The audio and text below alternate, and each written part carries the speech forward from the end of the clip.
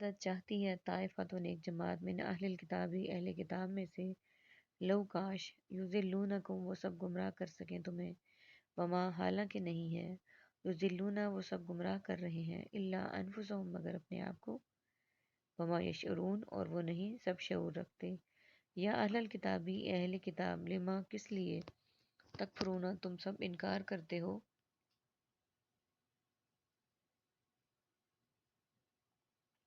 پہلے میننگز کو دیکھ لیتے ہیں ہم اس آیت کی۔ طائفتاً ودت مودت محبت، ولی ولی اللہ ولی کامل اولیاء اللہ،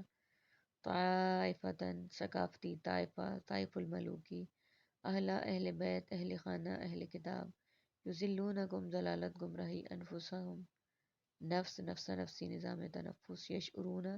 شعور اور لا شعور۔ ودت مودت سے ہے، اس کا مطلب ہے چاہنا، چاہتی تھی، اور طائفہ کہتے ہیں جماعت کو، طائفتین دو جماعتیں اور طائفتن ایک جماعت، چاہتی ہے ایک جماعت اہل کتاب میں سے، یعنی ان میں سے اہل کتاب میں سے، اہل کتاب کہا گیا یہودی اور نصرانی کو، عیسائیوں کو،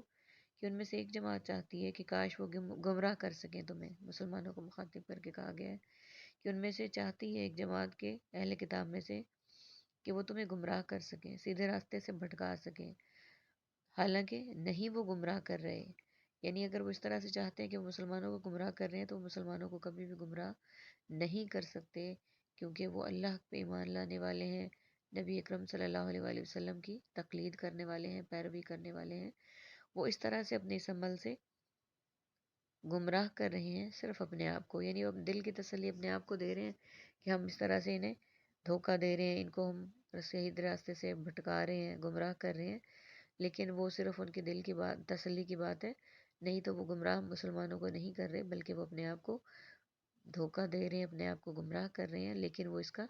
شعور نہیں رکھتے، وہ اس کو سمجھتے نہیں ہیں۔ اہل کتاب کیوں تم انکار کرتے ہو، یعنی کس اہل کتاب کو مخاطب کیا گیا ہے؟ اہل کتاب سے دونوں مراد ہیں، یہودی بھی اور نصرانی بھی،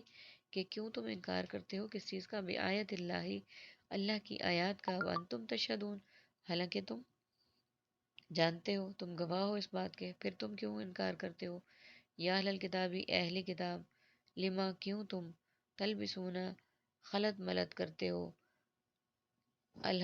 حق کو بالباطل باطل کے ساتھ، وتکتمون اور تم کیوں چھپاتے ہو حق کو، وانتم تعلمون حالانکہ تم سب جانتے ہو۔ وکالت اور کہا، طائفتن ایک جماعت نے، من اہل الکتابی اہل کتاب میں سے، آمنو تم سب ایمان لاؤ، بالذی اس پر جو انزل نازل کیا گیا، علی الذین ان لوگوں پر جو، آمنو ایمان لائے، وجہ نہاری دن چڑھے یعنی دن کے پہلے حصے میں، وکفرو اور تم سب انکار کر دو اس بات کا، آخر وہ اس کے آخر میں، لعلہم یرجعون اس کے آخر میں تاکہ وہ پھر جائیں۔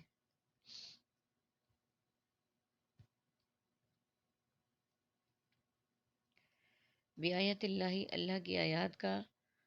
تشہدون حالانکہ تم خود گواہ ہو۔ اس کے بعد دیکھیے اس میں میننگز دیکھ لیتے ہیں ہم پہلے۔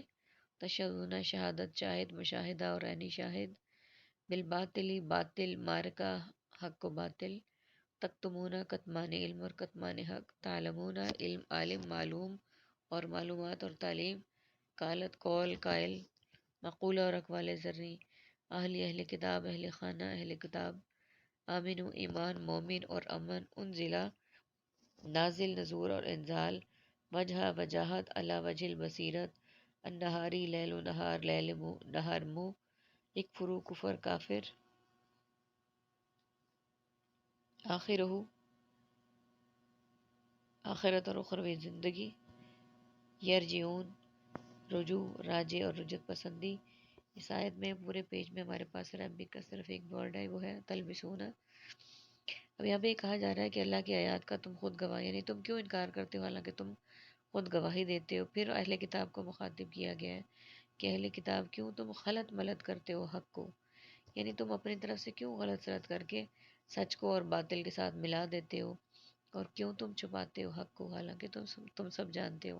یعنی تم سچائی کو جاننے کے باوجود، حقیقت کو جاننے کے باوجود کیوں تم اس کو اس کے ساتھ ملاتے ہو، اور پھر کہا اہل کتاب میں سے ایک جماعت نے آپس میں سازش تیار کی، یعنی ان کہا کہ ہم نا اس طرح سے مسلمانوں کو بیوقوف بناتے ہیں کہ تم ایمان لے آیا کرو اس پر جو نازل کیا گیا، یعنی نازل کیا گیا سے مراد قرآن پاک ہے، ان لوگوں پر جو ایمان لائے دن چڑھے، یعنی کہ دن کی صبح میں قرآن پاک پر ایمان لے آیا کرو جو کہ اللہ تعالیٰ نے نبی آخر الزماں حضرت محمد صلی اللہ علیہ وآلہ وسلم پر نازل کیا، اور اس کے آخر میں تاکہ وہ شک میں پڑے اور آخر میں اس ایمان کو چھوڑ دیا کرو، یعنی صبح کو اسلام لیا کرو اور شام میں اپنے مذہب پہ آ جایا کرو، اور اس میں شک میں تاکہ وہ لوگ شک میں پڑھیں کہ یہ مسلمان ہیں یہ دوسرے مذہب پہ ہیں، اور تاکہ پھر وہ بھی اسلام سے پھر جائیں۔ اللہ تعالیٰ سے دعا کرتے ہیں اللہ تعالیٰ ہمیں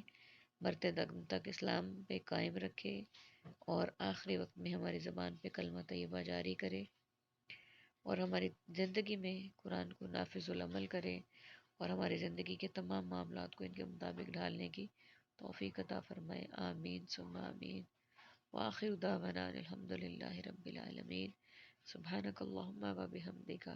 نشہد ان لا الہ الا انت، نستغفرک و نتوب الیک۔ السلام علیکم ورحمۃ اللہ وبرکاتہ۔